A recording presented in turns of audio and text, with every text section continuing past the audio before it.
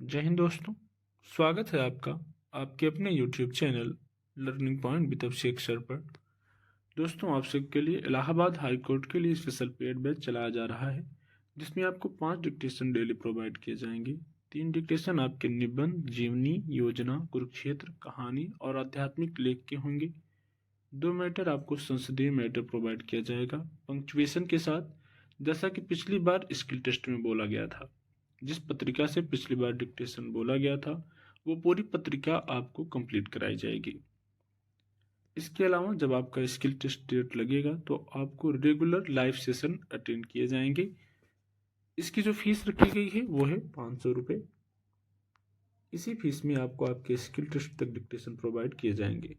तो अगर आप भी इस बैच से जुड़ना चाहते हैं तो आप हमें इस नंबर पर संपर्क कर सकते हैं 7393976701।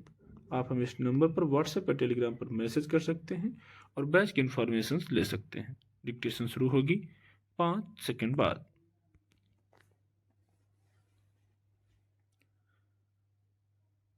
किसी स्कूल के छोटे छोटे बच्चे एक सुंदर झांकी के साथ जा रहे हों।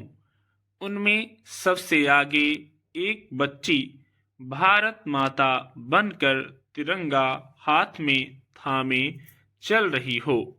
उसके पीछे कुछ बच्चे महात्मा गांधी, सुभाष चंद्र बोस और अबला नहीं सबला हैं हम लिखी एक तख्ती थामे रानी लक्ष्मीबाई आदि महान विभूतियों के वेश में भारत माता के जयकारे लगाते आगे बढ़ रहे हों, तो भावी पीढ़ी के इस आत्मविश्वास को देख कोई भी इंसान भाव विभोर हो जा सकता है। मगर घर में टीवी पर चल रही खबरें देखकर कलेजा मुंह को आ सकता है, जिसमें यह बताया जाता है कि किसी पति ने गर्भवती पत्नी के पेट पर बैठकर मुंह पर तकिया रख दिया और इस तरह उसकी हत्या कर दी। प्रहार इतना जोरदार था कि बच्चा गर्भनाल समेत बाहर आ गया और उसकी भी मौत हो गई।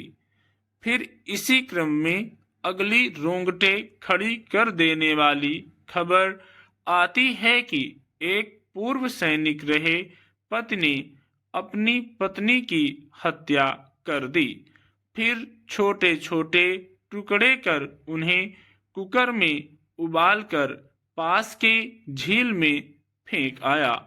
सवाल है कि स्कूल के बच्चों और उनमें भी भरोसे से भरी बच्चियों की आंखों में खिली उम्मीदों के बारे में कैसे ख्याल आएंगे। किसी के भी मन पर भय और आशंकाओं के बादल छा जाना और मन विचलित हो जाना स्वाभाविक है। निर्ममता, संवेदनहीनता और स्वार्थ की भेंट चढ़ती महिलाओं की कहानियां बदस्तूर आज भी जारी हैं।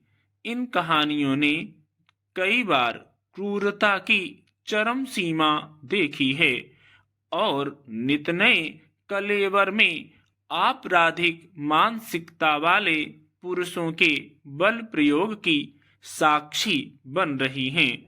इसकी सिर्फ कल्पना की जा सकती है कि किसी गर्भवती महिला के पेट पर चढ़कर उसका पति ही गला घोंट रहा होगा, तो वह स्त्री और उसके गर्भ का वह बच्चा किस स्तर पीड़ा में होंगे।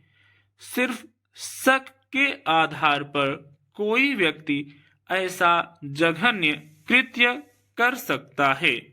खबरों के मुताबिक दोनों की मुलाकात सोशल मीडिया पर हुई थी और प्रेम में आने के बाद दोनों ने विवाह किया था।